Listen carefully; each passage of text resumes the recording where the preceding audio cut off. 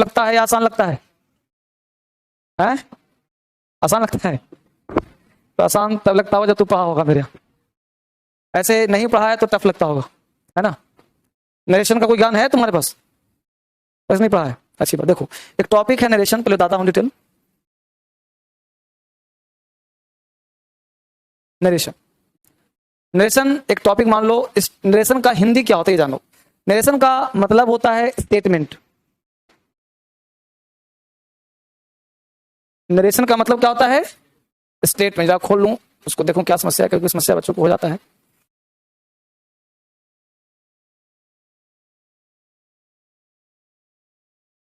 Narration का आज पहला क्लास है।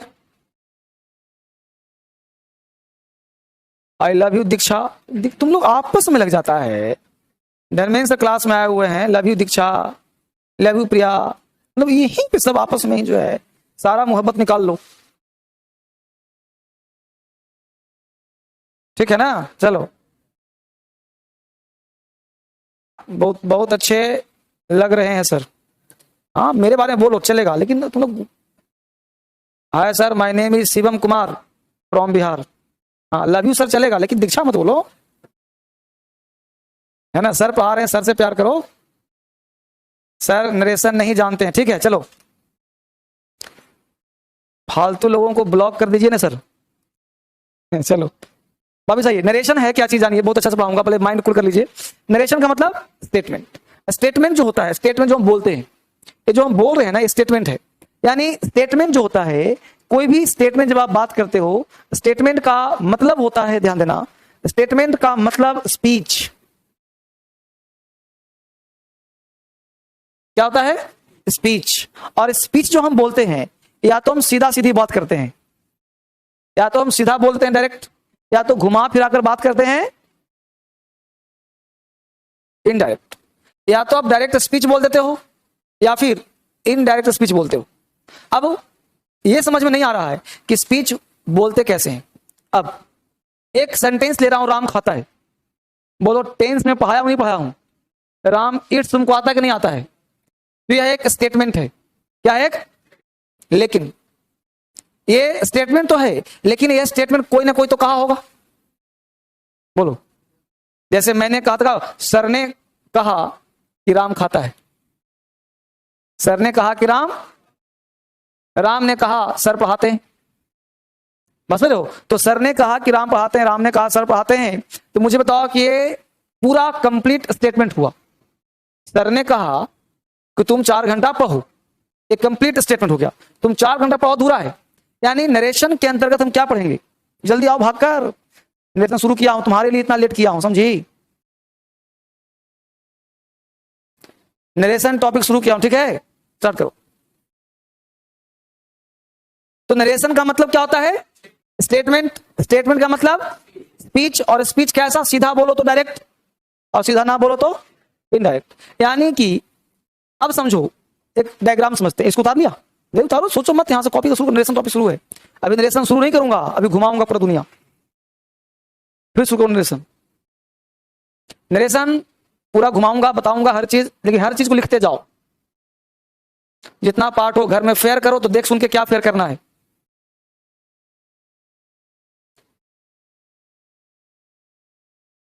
नाराज हो क्या आशिका? मुस्कान नहीं आई है क्या आज? बेटा अब तो रोज पढ़ूंगा मैं।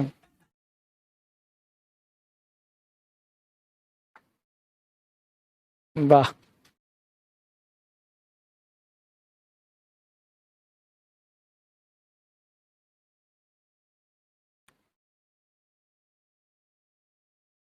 चलो। तो नरेशन क्या कहा? नरेशन मतलब स्टेटमेंट, स्पीच। स्पीच कैसा है? डायरेक्ट और इनडायरेक्ट। अब समझो कौन सी। ये देखो त्रिभुज है, ए बी और सी, ए बी सी। अब ए को जाना है बी के पास, बोलो सी की आवश्यकता है? आवश्यकता नहीं है। तो अब बी को जाना है सी के पास, ए की जरूरत है। सी को जाना है ए के पास, बी की जरूरत है। तो जो जहां जा रहा है उसको कहते हैं सीधा, और जो ए से लेकर सी तक जा रहा है उसे कहते हैं इनडायरेक्ट। ये हुआ डायरेक्ट, ये हुआ इनडायरेक्ट। अब यहाँ पे 3 लोग हैं कि नहीं है? यहाँ पे 3 पर्सन है। यानी नरेशन में हमेशा 3% इन्वॉल्व होगा, ऑलवेज 3% इन्वॉल्व होगा। यानी कि कोई ना कोई बोलेगा, कोई ना कोई सुनेगा और किसी के बारे में बात किया जाएगा। बस बात को समझो से। अब इसको मैं हिंदी में समझने का प्रयास कर रहा हूं। हमने कहा कि वह कहता है, समझ आराम से, वह कहता है कि मैं एक विद्यार्थी हूं। वह कहता है कि मैं एक विद्यार्थी हूं। दूसरा सुनना, वह कहता है कि वह एक विद्यार्थी है। वह कहता है कि वह एक, तो वह कहता है कि, आप देखो यहां पे एक सब्जेक्ट वर्ब, यहां एक क्लाउज यहां है और यह एक क्लाउज है। बोलो दो क्लाउज है कि नहीं? इन दोनों को जोड़ने के लिए की आया कि नहीं आया? यह भी एक क्लाउज है, यह भी एक क्लाउज है, जोड़ने के लिए की आया कि नहीं आया? इसका मतलब की क्या है? कंजंक्शन है। क्योंकि दो सेंटेंस को जोड़ने के लिए कौन आता है? कंजंक्शन। यानी कि एक स्टेटमेंट ये है, एक स्टेटमेंट ये है, दोनों को जोड़ रहा है तो स्पीच तैयार हो गया। वह कहता है कि मैं एक डॉक्टर हूं, वह कहता है कि वह एक डॉक्टर है। अब समझिए गौर से, यहां पे वह कहता है, यहां पे मैं एक डॉक्टर हूं। बोलो मैं और वह दोनों अलग अलग है कि एक ही है? दोनों एक ही आदमी है, क्योंकि वह कहता है, ध्यान दो यहां पे, वह 3 आदमी कहा था, ध्यान रहेगा। ये कह रहा है, ये दोनों बात कर रहे हैं, स्पीच। ये बोला, ये भी कुछ बोल रहा है, बातचीत हो रही है और मुद्दा ये बना बेचारा ये। इसने कहा कि वह कहता है, वह कहता है मैं एक डॉक्टर हूं, मैं एक टीचर हूं, मैं एक विद्यार्थी हूं। तो विद्यार्थी यही ना है, कहता कहीं ना कहता है। तो वह सुन कौन रहा है? बोल कौन रहा है? यानी एक स्पीकर होगा, एक लिसनर होगा और एक कोई मुद्दा होगा, एक कोई मुद्दा होगा। तो मुद्दा ये आदमी है। वह कहता है कि मैं एक विद्यार्थी हूं, बोल ले रहा है और उसकी बात को ये बोल रहा है। ये नहीं बोले तो बोल के खत्म हो कहानी। यानी कहना क्या चाहते हैं? सुनो, किसी की कही गई बात, ये चुगलखोर है। ये कौन है? ये बेचारा तो इससे कहा था, लेकिन इसको पेट में बात पच नहीं रही है, ये चुगली खा लिया इसके पास, ट्रायंगल बन गया। तो किसी की कही गई बात दूसरे को बता देना नरेशन कहलाता है। ठेठ भाषा, देहाती भाषा। किसी की कही गई बात दूसरे को कह देना नरेशन कहलाता है। इसलिए महिलाओं को समझ में ज्यादा आता है। पकड़ पा रहे हो कि नहीं? क्योंकि किसी की कही गई बात, पत्नी से बोलो मत करना सास को, नहीं पत्नी सास को तो ऐसे भी नहीं पटता है। आजकल तो लड़के भी बताते रहते हैं सबको कि फलना ऐसे बोल रहा था। तो किसी की कही गई बात दूसरे को बता देना ही, ये दोनों वार्ता हुई थी पहले। एक कहा था कि मैं एक विद्यार्थी हूं यार, ठीक, बोले खत्म कहानी हो गया, बात यहीं चुप हो जाता। लेकिन इसको पता नहीं था, इसको बोल रहा पता है, वो कह रहा था कि वो विद्यार्थी है। अब वो कह, देखो दो बात, वह कह रहा था मैं विद्यार्थी हूं, तो मैं वर्ड का प्रयोग ये किया था और उसी मैं को इसने बोल दिया। डॉक्टर ये नहीं है, डॉक्टर कौन है? विद्यार्थी कौन है? बोल कर रहा है, तो उसके मैं को हुबहू उठा लिया ना। तो when we take the exact word of the speaker, when we take the exact word of the speaker, that is called सीधा डायरेक्ट स्पीच। उसी की बात उठा के बोल दिया तो क्या कहा जाएगा? डायरेक्ट। जैसे मैंने कहा कि मैं कल पढ़ाने आऊंगा, तो तुम अपने दोस्त से बोला कि सर बोल रहे थे कि मैं पढ़ाने आऊंगा, सर बोल रहे थे कि मैं पढ़ाने आऊंगा। तो सर बोल रहे थे मैं पढ़ाना, तो मैं का प्रयोग तो मैंने किया था, लेकिन तुम भी मैं बोल दिया। अगर वो लड़का सर बोल रहे थे नहीं सुना, तो कम्युनिकेशन गैप होगा कि नहीं होगा? क्या होगा? मैं पढ़ाने आऊंगा, तो लड़का पूछेगा अरे क्या बोल रहा है तू? तो बोले अरे सर कल पढ़ाएंगे, सर कल। तो तुमने उस मैं को बदल दिया किसमें? सर में। समझ पा रहे हो ना? उसी मैं को तुम अपनी भाषा दे दिया अकॉर्डिंग टू सेंस। तो देखो वह कहता है कि वह एक डॉक्टर है, ये जो वह वर्ड है वो इसका भाषा है। इसने वह अपने मन से बोला, ये बोला होगा मैं डॉक्टर हूं, मैं विद्यार्थी हूं। उस मैं को इसने क्या कर दिया? वह। समझा बात को? इसमें हमेशा 3 व्यक्ति, यानी कि अब जो पढ़ रहे हो वो एक स्टेटमेंट नहीं पढ़ रहे हो, अब पढ़ रहे हो डबल स्टेटमेंट। नरेशन का मतलब हो गया कि अब आपको इंग्लिश लिखना आ जाएगा, बोलना आ जाएगा, समझना आ जाएगा, एग्जाम पास कर जाओगे। इसलिए समझा बात? तो यहां जो मैं और वह दोनों कौन है? सेम है। यहां भी वह और वह क्या है? सेम है, दोनों सेम, अलग नहीं कोई। हिंदी समझ में आ रहा है? अभी नरेशन शुरू नहीं कर रहा हूं, तो ये हो गया डायरेक्ट, ये क्या हो गया, डायरेक्ट स्पीच, और ये हो गया इनडायरेक्ट स्पीच। तुम जितना भी अपने गांव घर से पढ़ के आया है ना, सबसे अलग काम पढ़ाऊंगा, सिखा दूंगा अंग्रेजी। तो ये हो गया डायरेक्ट स्पीच, ये हो गया, क्योंकि यहाँ वह अपनी भाषा है। तो जहां पे when we do not take the exact word of the speaker, in this case we take the sense of the statement of the speaker and we can use the other word in a sentence, is called indirect speech। जब other word का, extra word का प्रयोग करते हैं तो क्या कहते हैं उसे, इनडायरेक्ट। और सेम वर्ड प्रयोग करते क्या कहते हैं, यहां तो बात बना, कैसे बनेगा छोड़ो अंग्रेजी, डजंट मैटर, क्लियर। वापिस आ जाओ। इसका मतलब हुआ कि नरेशन क्या हुआ भाई, तो किसी की कही गई बात को बता देना ही, यानी नरेशन का हेडिंग डालें अगर हम, तो समझे बात को। यहां से फिर से वापिस आकर के, क्या आखिर नरेशन इंपॉर्टेंट क्यों है। तो नरेशन सबसे बड़ा एग्जाम है यूपीएससी। यहां पे 5 मार्क्स के क्वेश्चन पूछे जाते हैं। यूपीएससी में 5 नंबर के क्वेश्चन डायरेक्ट नरेशन से रहता है।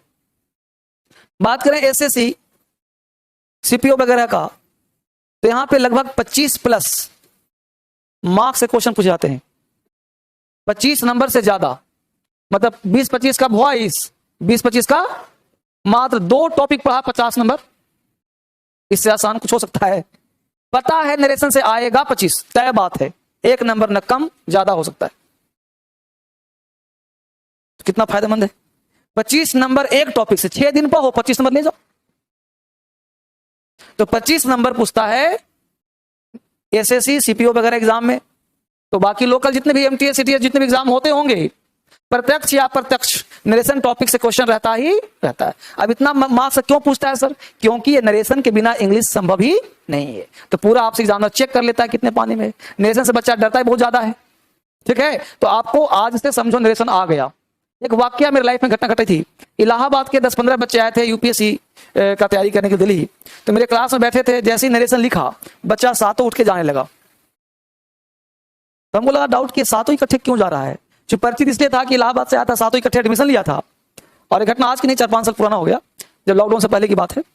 तो हम पूछे क्या बात है बेटा, क्यों जा रहे हो। बोला सर आपको मैं बहुत इज्जत करता हूं, मेरे लिए भगवान है, क्योंकि इंग्लिश आपने सिखा दिया है। नरेशन सर आज तक समझ में नहीं आया है, जिसने भी पढ़ाया है मैं समझा ही नहीं हूं। तो मैं नहीं चाहता सर कि नरेशन पढ़ करके आपकी इज्जत मेरे मन में कम हो जाए। तो आप बहुत अच्छा पढ़ाते हैं सर, नरेशन समझ ही नहीं पाएंगे, नरेशन वर्ड से हमको नफरत है, हम नहीं सीख पाएंगे। अब मेरे लिए चैलेंज हो गया। हम बैठे हम कि आज तू सीखेगा, अगर नहीं सीखा तो पढ़ाना ही छोड़ दूंगा मैं। हम कि माइंड को छोड़ो, पहले खुला छोड़ो, माइंड को बिंदास छोड़ो। उसको हमने क्लास में समूहित करके बिठाया, चाप के जबरदस्ती, और क्लास सामने बैठो। नरेशन पढ़ाने के बाद हम बोले थे क्लास में, ऑफिस में मिलके जाना, समझ में नहीं आया। उसने ऑफिस में चरण पकड़ लिए सातों, बोला जिंदगी में पहली बार नरेशन से प्यार हुआ है। क्योंकि आज तक मैं सोचता था कि हमें कोई पढ़ा नहीं सकता, लेकिन आपने सर वो अनहोनी को होनी में बदल दिया। ये सत्य घटना बेटा। तो नरेशन लाइक दैट, इसमें हर चीज पर सिखा रहा हूं क्या है नरेशन। तो नरेशन स्पीच है, जो बोलते हैं वही चीज है, कोई अलग चीज नहीं है। यूपीएससी में 5 नंबर का, ऐसे सीपीओ में 25 नंबर का, और ऐसी दुनिया का ऐसा कोई एग्जाम नहीं है जहां से इंग्लिश पूछा जाए और वहां नरेशन का दखल अंदाजी ना हो। नरेशन पूछेगा ही पूछेगा, तो इसलिए अलर्ट हो जाइए, नरेशन पूछेगा। और कितना आसान भाषा है, किसी की कही गई बात हमको दूसरों को, दिन भर करते क्या, ये तो काम करते हो। अपने बारे में कोई बात करता है कभी, 1%। अगर आप दिन भर में 100 सेंटेंस बोलते हो तो 95 सेंटेंस दूसरे के बारे में बोलते हो। तुरंत आप टर्न कर जाओगे दूसरे बारे में, चाहे कोचिंग का चर्चा, एग्जाम का चर्चा, आदमी का चर्चा, बोलो है कि नहीं ऐसा। व्यक्ति खुद के बारे में क्यों बोलेगा, मैं पढ़ता हूं, मैं खेलता हूं, नहीं बोलेगा कोई। हर व्यक्ति चर्चा करेगा, डिस्कस करेगा अदर थिंग के बारे में। इसलिए नरेशन इंपॉर्टेंट टॉपिक है, क्लियर। तो अब नरेशन इंपॉर्टेंट है, तो अब आप पढ़ना शुरू करिए नरेशन। इसको बढ़िया से पढ़े जाने की आवश्यकता है, राइट। तो नरेशन में लिखिए एक लाइन हिंदी में, फिर लिखाऊंगा अंग्रेजी में। किसी की कही गई बात को, किसी की कही गई बात को, किसी की कही गई बात को दूसरे को बताना ही नरेशन कहलाता है। किसी की कही गई बात को दूसरे को बता देना ही नरेशन कहलाता है। किसी की कही गई बात को दूसरे को बता देना ही नरेशन कहलाता है। किसी की कही गई बात को दूसरे को बता देना ही नरेशन कहलाता है। ठीक है। तो अभी बेटा आज जो क्लास लूंगा सिर्फ डिफिनेशन पढ़ाऊंगा। अभी आज नरेशन शुरू नहीं होगा, आज खाली बताऊंगा डायरेक्ट क्या है, इनडायरेक्ट क्या है ना, आइडिया क्या है। तो क्या कहा, किसी की कही गई बात को दूसरे को बता देना ही नरेशन कहलाता है। कोई आपत्ति यहां तक? अब लिखो अंग्रेजी में definition. The narration is a topic, the narration is a topic that deals with the study of expressing the idea of speaker। हमने कहा the narration is a topic that deals with the study of expressing the idea of speaker. The idea of speaker, idea तुम छोटे भी सकते हो ऐसे, idea of speaker. ठीक है। हमने कहा narration is a topic that deals with the study of expressing the idea of speaker. हमने कहा नरेशन उस टॉपिक को कहते हैं जिसके अंतर्गत पढ़ा जाना चाहिए या बताया जाता है बोलने वाले के आइडिया के ऊपर। जो व्यक्ति बोल रहा है उसके एक्सप्रेसिंग कैसे व्यक्त करता है उस पर डिपेंड करता है। क्लियर? आ जाते हैं, लिखो नीचे लिखो। The narration can be studied, the narration can be studied, the narration can be studied under two groups, under two groups। पहला डायरेक्ट स्पीच, दूसरा इनडायरेक्ट स्पीच। पहला डायरेक्ट स्पीच, दूसरा इनडायरेक्ट स्पीच। ठीक है। डायरेक्ट स्पीच को short में DS कहना, इसको शॉर्ट में आईडीएस कहना। Direct speech, indirect speech. Short में कहीं लिखा मिल जाए डीएस तो डायरेक्ट स्पीच, आईडीएस मतलब इनडायरेक्ट स्पीच। शॉर्ट फॉर्म याद रखना है।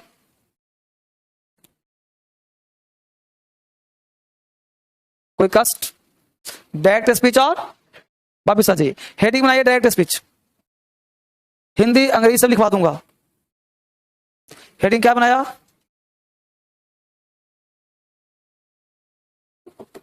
देखो, इन दिस केस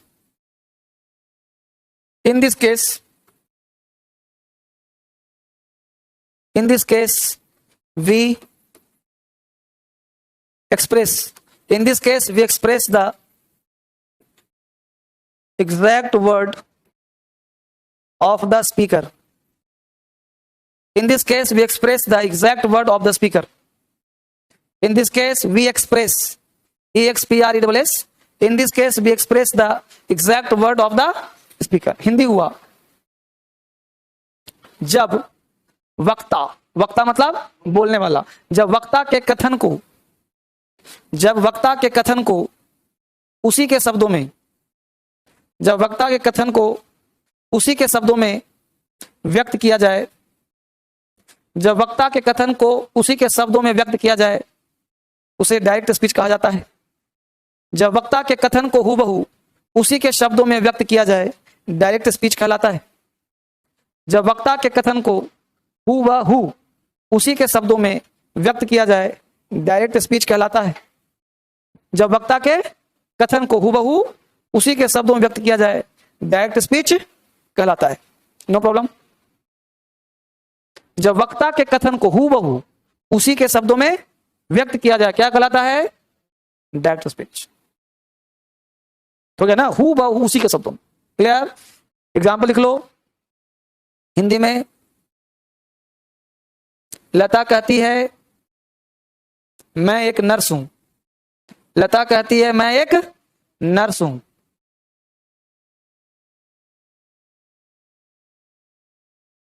लता कहती है मैं एक नर्स हूं। तो बोलो उसी के शब्दों में है कि नहीं? नर्स कौन है? लता खुद ही कह रही है, बोलने वाला कोई और है। दूसरा लिखो indirect speech. Indirect speech, indirect speech, indirect speech क्या कहता भाई? लिखो actually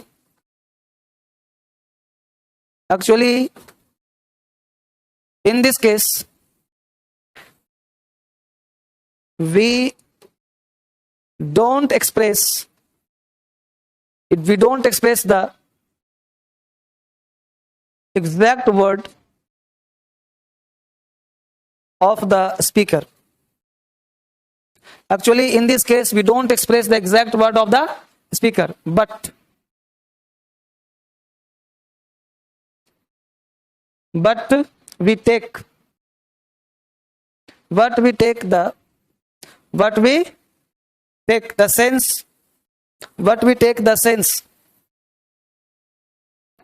take the sense of the sentence. But we take the sense of the sentence of the speaker. ठीक बेटा? And we express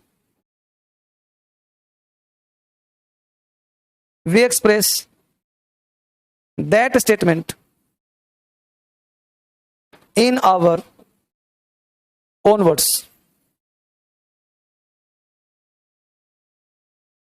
थोड़ा सा लंबा हो गया, कोई बात नहीं। हमने कहा actually in this case we don't express the exact word of the speaker, but we take the sense of the statement of the speaker and we express that statement in our own words. ठीक है, हिंदी लिखवाता हूं। Actually in this case, वास्तविक रूप से इस स्थिति में we don't express the exact word of the speaker, हम लोग स्पीकर के जो बोलता है उसी की भाषा व्यक्त नहीं करते क्या, बट वी टेक, हम लोग लेते हैं the sense of the statement of the speaker, जो बोलता है ना उसके सेंटेंस के सेंस को लेते हैं, एंड और वी एक्सप्रेस करते हैं दैट स्टेटमेंट, कौन सा, that statement in our own words, उस स्टेटमेंट को अपनी भाषा देते हैं, उसे ही कहते हैं इनडायरेक्ट स्पीच। लिखो हिंदी में, जब वक्ता के कथन को, ये अंग्रेजी था, ठीक है, हिंदी में लिखो, जब वक्ता के कथन को उसी के शब्दों में, जब वक्ता के कथन को उसी के शब्दों में व्यक्त ना करके, जब वक्ता के कथन को उसी के शब्दों में व्यक्त ना करके, जब वक्ता के कथन को उसी के शब्दों में व्यक्त ना करके उसके सारांश, जब वक्ता के कथन को उसी के शब्दों में व्यक्त ना करके उसके सारांश एवं आशय, आशय मतलब भाव, सारांश एवं आशय को लेकर, सारांश एवं आशय को लेकर अपने शब्दों में, सारांश एवं आशय को लेकर अपने शब्दों में व्यक्त किया जाए, अपने शब्दों में व्यक्त किया जाए, उसे इनडायरेक्ट स्पीच कहा जाता है। सारांश एवं आशय को लेकर अपने शब्दों में व्यक्त किया जाए, इनडायरेक्ट स्पीच कहलाता है। सारांश एवं आशय को लेकर अपने शब्दों में व्यक्त किया जाए, इनडायरेक्ट स्पीच कहलाता है, इनडायरेक्ट स्पीच कहलाता है। कोई आपत्ति? तो ये क्या था सर? डिफिनेशन था। अभी उन्हें बताया कि डायरेक्ट इनडायरेक्ट होता क्या है, हमने परिचय कराया, एक डिफिनेशन दिया ताकि आपके दिमाग में आइडिया रहे। अभी सही है। अब जब बोर्ड पे देखते हैं सर कुछ जो है इसका बनावट कैसा दिखेगा, कैसा, आपको नरेशन से पहले परिचय कराता हूं कि दिखता कैसा है, इसकी सुंदरता कैसी है ना, कैसा लगता है। तो subject plus verb, comma, inverted commas, subject verb और other word, inverted comma closed. परिचय करिए, दो क्लाउज है कि नहीं? जब तक दो सब्जेक्ट दो वर्ब नहीं होगा नरेशन नहीं होगा। तो दो सब्जेक्ट दो वर्ब है कि नहीं? अच्छी बात। ये सेंटेंस की शुरुआत किया तो ये रिपोर्ट कर रहा है, इसलिए इसको हम बोलेंगे वर्ब को रिपोर्टिंग वर्ब। क्या बोलेंगे? इसका वर्ब का नाम क्या हो? रिपोर्टिंग वर्ब, इसलिए इसको शॉर्ट में आरवी के नाम से जाना जाता है। क्लियर? ये मेन स्टेटमेंट है, यही तो कहता है कि वह कहता है मैं विद्यार्थी हूं, तो हो गया स्टेटमेंट, मैं विद्यार्थी हूं, तो इसे कहेंगे रिपोर्टेड स्पीच।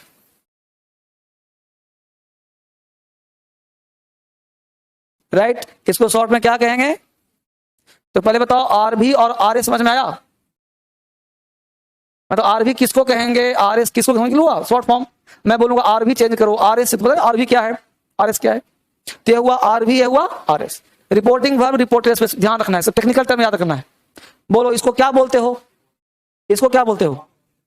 इस कॉमा को देखो उलट दिया तो उल्टा का होता है इन्वर्ट। इन्वर्ट मतलब उलटना, इन्वर्ट, इन्वर्टेड, उल्टा किया हुआ, ठीक है, कॉमा। अब बताओ कॉमा एक है कि दो है? तो कॉमास, इन्वर्टेड कॉमास। क्यों? एक से ज्यादा है, प्लूरल है, तो कॉमा इन्वर्टेड कॉमास।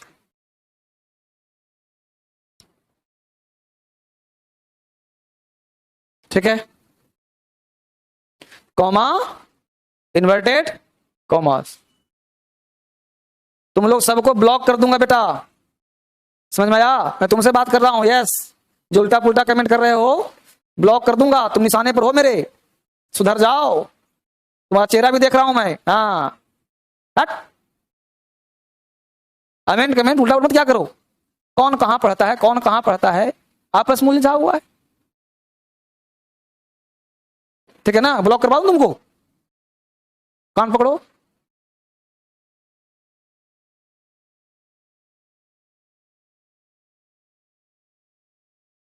ठीक है, उल्टा पुल्टा मत करो, कमेंट करो सीधा सीधा, और पढ़ाई के बारे में है ना, आपस में उसको तुमने गाली दे दिया, तुमको वो गाली दे, मजा आएगा तुमको? पढ़ा रहा हूं, इतना सुंदर नरेशन है, 25 मिनट पूछे, यहां पर ध्यान दो। देखो तो आरबी और आरएस हुआ clear?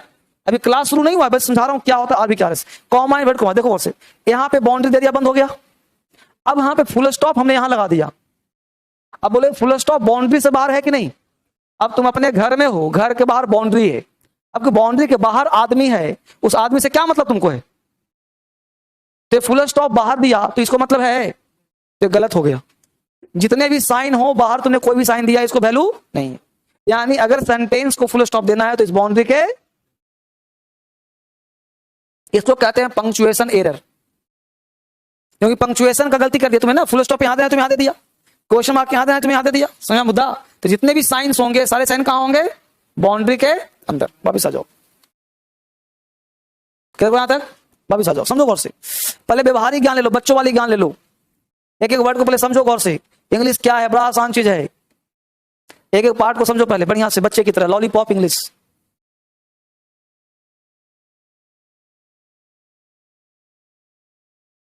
Subject plus verb, subject verb other verb, right? अभी सीखा हमने, गौर से देखो, ये अलग है और इसको हमने बाउंड्री से घेर दिया, ये भी अलग हो गया। बोलो इससे उसको कोई संबंध है? पड़ोसी है, ये मतलब भारत को पाकिस्तान से क्या मतलब है? तो अपना खा पी, अपना खा पी रहा हूं। चाइना को क्या मतलब है? अपना खा पी, मैं अपना खा पी रहा हूं। और तुम देखना बॉर्डर पे हर जगह सीमा होगा, घेरा होगा, कोई व्यक्ति इधर का उधर नहीं जा सकता, उधर का संभव नहीं आना है। लेकिन अगर कोई आना चाहेगा तो परमिशन लेनी नहीं पड़ेगी ना, यानी एक दूसरे से मिलेगा तो पहले बाउंड्री को क्रॉस करना पड़ेगा। समझ पा रहे हो? अब यह व्यक्ति इसे मिलना चाहता है, क्या करना चाहता है? मिलना चाहता है, तो सबसे पहले क्या करेगा? बाउंड्री तोड़ेगा, क्रॉस करेगा ना। यानी सबसे पहला काम होगा, मीटिंग तो हम करवाएंगे, दोनों को गदर बनाएंगे, मूवी मीटिंग होगी, लेकिन पहले सीमा रेखा को तोड़ना पड़ेगा। तो सीमा रेखा को तोड़ेंगे तो एक रूल का निर्माण होगा जिसका नाम है मास्टर रूल। क्या बनेगा? Master rule. सीमा रेखा को तोड़ेंगे तो क्या बनेगा? Master rule. क्लियर? सीमा टूट गया, हट गया जी। अब उस मास्टर रूल को तोड़ेंगे तो बीच में एक बनेगा मीडिएटर, कोई मिलाएगा ना। क्या थोड़े कि हम चल जाएंगे, भाई हम जा रहे हैं, कहां जा रहे हैं? पाकिस्तान, हमको मिलना है फ्रांस। नहीं, हमको कोई मीडिएटर चाहिए, मिलाने वाला कोई चाहिए ना जी। तो उस मीडिएटर को कंजंक्शन कहते हैं। क्या कहते हैं? कंजंक्शन, जो अक्सर दैट लेता है। तो बताऊंगा क्या लेता है, मतलब कंजंक्शन फिलहाल एक चाहिए ही चाहिए। जैसा देश वैसा मीडिएटर, जैसा सेंटेंस वैसा कंजंक्शन, समझा? इसलिए दैट को हटा ही तो ज्यादा रहेगा। तुम लोग दिमाग फिट करेगा कि दैट ही लगेगा, पागल हो ना तुम लोग। क्या लगाएंगे? इसलिए दोनों को मिलाने के लिए, जोड़ने के लिए। हुआ क्लियर? वापिस आ जाओ, कितना आसान चीज है यार। दूसरा पॉइंट क्या कहता है, जब मिलोगे तो भाई हर व्यक्ति अपने ही नेचर वाले से मिलना पसंद करेगा। प्रधानमंत्री प्रधानमंत्री से मिलेगा, राष्ट्रपति, हर प्रोटोकॉल है ना जी। तो सब्जेक्ट किससे बात करेगा? वर्ब किससे बात करेगा? इस तरह के रूल को हम बोलते हैं जेनेरिक रूल। जेनेरिक रूल, ठीक है। बात करेगा सब्जेक्ट सब्जेक्ट से, वर्ब वर्ब से, दोनों को मिलाएंगे ना आपस में, तो क्या बात रूल बनेगा। और जब कोई प्रधानमंत्री किसी देश में जाता है ना, तो बहुत सारे एक्स्ट्रा मेंबर भी जाते हैं, डेलीगेट्स, पता है क्या तुम लोगों को? एक्स्ट्रा डेलीगेट्स जाता है, कुक भी जाता है, कहीं कहीं कहीं कुछ और, एक तो किंग जोइसुंग कुछ ऐसा नाम है, हाँ वो पता है, कहीं जाता है तो अपना बाथरूम भी लेके जाता है, मतलब बाथरूम मतलब पूरा सीट वीट सब। पूछा पत्रकार ने कि सीट भी लेकर आए तो आया है, तो कहीं मेरा कोई टॉयलेट ले करके कहीं जो है उस पर रिसर्च न कर ले क्या खाता पीता है, पागल है सन की। उत्तर कोरिया का नहीं है, उत्तर कोरिया इस पृथ्वी का नर्क है। उत्तर कोरिया इस पृथ्वी का क्या है? नर्क है। वो जो मोटा मोटा नहीं चलता थुल, किंग जॉनसन जो है, इस पृथ्वी पर जो अत्याचार करता है उसका जन्म होता है उत्तर कोरिया में, हैं? अभी तो कह रहे हैं कि इस पृथ्वी का अगर कहीं नर्क है, देखो स्वर्ग नर्क मुझे लगता है कि यहीं होता होगा, तो जो पाप करता होगा, गलत काम करता, अगले जन्म में उसको जन्मता होगा सऊदी अरब में, और जो पुण्य का काम करता होगा उस जन्म में इंडिया में होता होगा। समझ, महापुण्य इंडिया में, और जो पाप करता है सऊदी अरब। क्यों? वहां इतने नियम है, आप बाल इतना रख सकते हो, अपने घर का पेंट भी नहीं करवा सकते अलग कलर का, कपड़ा कैसे पहनोगे, नियम है, डिसिप्लिन है कपड़ा पहनने का।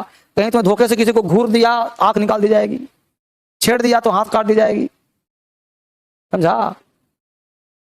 किम जोंग सुंग 2000 गर्लफ्रेंड पत्नी रख सकती है, तुमने एक भी धोखे से रख लिया, मार दिया जाएगा। बड़ा अत्याचारी है वो, बहुत अत्याचारी है। ये सब चीज रिवील नहीं होता, कभी रिवील हो जाता है समटाइम्स, ये बड़ा खतरनाक चीज है, ठीक है ना। चलिए, तो देखा हमने, क्या कहते हैं उसको, क्या कहते हैं उसको, तीसरा पॉइंट, कुछ एक्स्ट्रा मेंबर भी कहीं बात स्मूथ होने चल जाता है, तो उसके लिए स्पेशल रूल लागू होता है, तो उसे कहते हैं स्पेसिफिक रूल। Specific rule. तो नरेशन बनाने के लिए कितने रूल काम कर रहे हैं? यही 3 पढ़ना या नरेशन खत्म, ठीक है ना। थ्योरी बना लो, रूल्स फॉर, इसको उतार लिया ना, उतार लो और लिखो rules for changing direct into indirect. ये चीज लिखवा रहा हूं नियम से, rules for changing direct into indirect, rules for changing direct into indirect, rules for changing direct into indirect, rules for changing direct into indirect, rules for changing direct into indirect. लिखो, there are 3 types of rules, there are 3 types of rules for changing direct into indirect. There are 3 types of rules for changing direct into indirect. There are 3 types of rules for changing direct into indirect. There are 3 types of rules for changing direct into indirect. There are 3 types of rules for changing direct into indirect. 3 तरह के rule होते हैं direct और indirect. पहला master rule, दूसरा generic rule, तीसरा specific rule. पहला master, दूसरा जेनेरिक, तीसरा स्पेसिफिक। अब सब समझा दिया, आगे सब होता क्या है। यही चीज के लिए टीचर की आवश्यकता होती है। हम लोग किताब में पढ़ लेते ये 3 रूल है, पता नहीं 3 रूल काम कहां करेगा, दिमाग उलझ जाता है। तो मास्टर, जेनेरिक और स्पेसिफिक, ये 3 तरह के कॉन्सेप्ट काम करते हैं, रूल काम करते हैं। कोई दिक्कत? तो चलिए खेल खेल में लिखते हैं मास्टर क्या होता है। हेडिंग नहीं, मास्टर रूल। हेडिंग क्या बनाएंगे? Master rule. मास्टर काम करेगा, मास्टर रूल, ठीक। बोर्ड पे देखो, सब्जेक्ट प्लस वर्ब। मैं लिखवाऊंगा एक ही रूल, नहीं सब पढ़ा दूंगा ऐसे ही, subject verb other verb. English से खेलना सीखें, कहां? DSL। Subject plus verb, subject verb other verb. Clear? अब बोलो इसको क्या बोलते हैं बेटा? RV। इसको क्या बोलते हैं? RS। RV और RS, कॉमा, इन्वर्टेड कॉमास, ठीक है, इन्वर्टेड कॉमा क्लोज्ड, ठीक है। अब हमको पढ़ना है मास्टर रूल, यानी कि subject plus verb, subject verb other word, right. वापिस आ जाओ। मास्टर रूल के तहत क्या पढ़ना है कि हमने कहा था इन्वर्टेड कॉमास को हटाना, बोलो ही बात है ना। मास्टर में ही पढ़ना है ना, अच्छी बात। अब इसको हटाएंगे, इसको हटाने के लिए पूछना पड़ेगा मालिक से, भाई किसी के घर के तो बाउंड्री तोड़ोगे तो परमिशन लेनी पड़ेगी ना, कि उसका नेचर कैसा है, सिंपल है तो सिंपल व्यवहार करेगा, अग्रेसिव है तो गोलियों मार देगा, है ना। तो इसके नेचर को जानना पड़ेगा। तो इसका नेचर आखिर है कैसा, इसको मुझे ज्ञान लेना पड़ेगा। तो इसका नेचर आखिर है क्या है, स्टेटमेंट। स्टेटमेंट का मतलब क्या, स्पीच। स्पीच मतलब क्या, सेंटेंस। सेंटेंस मतलब नरेशन है ये, और नरेशन है तो इसका नेचर क्या है, सेंटेंस है। सेंटेंस होता कितना है, 5। पहला क्या है, असर्टिव। दूसरा क्या है, इंटेरोगेटिव, पढ़ाया था तो बोला था काम आएगा। तीसरा क्या है, इंपरेटिव। चौथा कौन है, पांचवा क्या है, ये वाला है, ये वाला। बोलो 5 सेंटेंस के अलावा छठा कोई सेंटेंस होता है क्या। ज्योति, समझ आ रहा है ना, तुम्हारा नाम ज्योति है ना। हाँ, अभी हटाया कुछ नहीं है, हमने कहा कॉमा को हटा रहे हैं, तो हटाने के लिए मुझे इसका नहीं जानना पड़ेगा। तो पता चला कि 5 तरह का होता है, कितने तरह का, 5 तरह का होता है। अब 5 तरह का है तो सबका व्यवहार एक जैसा होगा, अलग व्यवहार होगा बेटा। तो असर्टिव का अलग व्यवहार, इंट्रोगेटिव का अलग, इंपरेटिव का अलग, ऑब्जेक्टिव का अलग, समेटिव का अलग, है ना। तो सबका व्यवहार क्या होगा, अलग अलग होगा। क्लियर।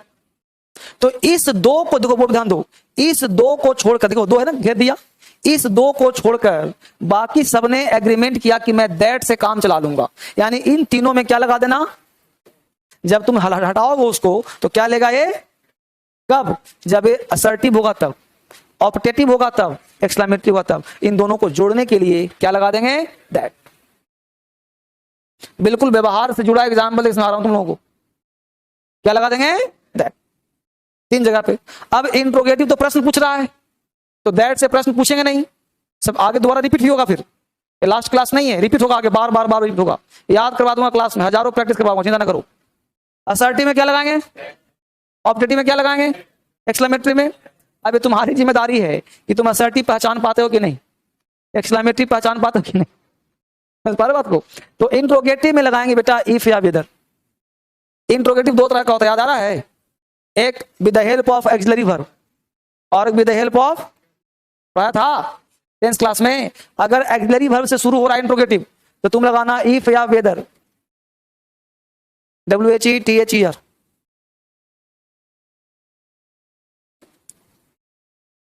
ठीक है। और इफ 90% केस में तुम इफ ही लगाना, 10% वेदर लगाना। ठीक है। और इंपरेटिव होगा तो 2 लगा देना। इंपरेटिव में क्या लगा देना, 2। याद हुआ कि नहीं हुआ सब।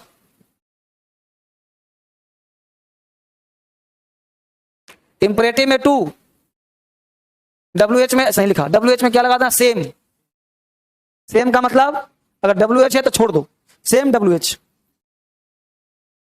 वाट है तो वाट, वेयर है तो वेयर। जैसे यहां लगेगा व्हाट इज योर नेम तो व्हाट इज छोड़ दो, है ना। Where are you going, where छोड़ दो। व्हेन डू यू कम तो व्हेन छोड़ दो। तो WH में सेम। कितना आसान है जी। बस यही सब टर्मोलॉजी थोड़ा सा दिमाग में रखना पड़े। रख पाओगे, उतार लिया यहां तक, कॉपी किया बालक, माय गॉड, कॉपी कर लिया। चलिए जल्दी से, अब मैं ओरली पूछ रहा हूं, जवाब देना। Ram said I saw him, क्या लगाएंगे, दैट।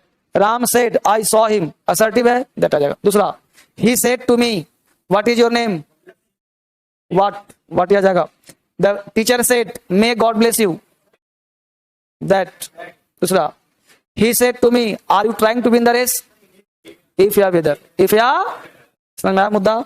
चलिए, तो एक क्लास आप आज यहीं तक पढ़िए, क्योंकि एक दिन ज्यादा पढ़ा दूंगा तो माइंड क्या हो जाएगा, उड़ जाएगा, फिर समझ में नहीं आएगा। ठीक है ना। इसको संजो के रखिएगा, और फिर मैं आपसे कल मिलता हूं एक नए क्लास के लिए। कल आप लोगों को भंडारा हो बताऊंगा, एक क्लास होगा ना। ठीक है, इट्स ऑल फॉर टुडे। ठीक बेटा, पढ़ाई पे ध्यान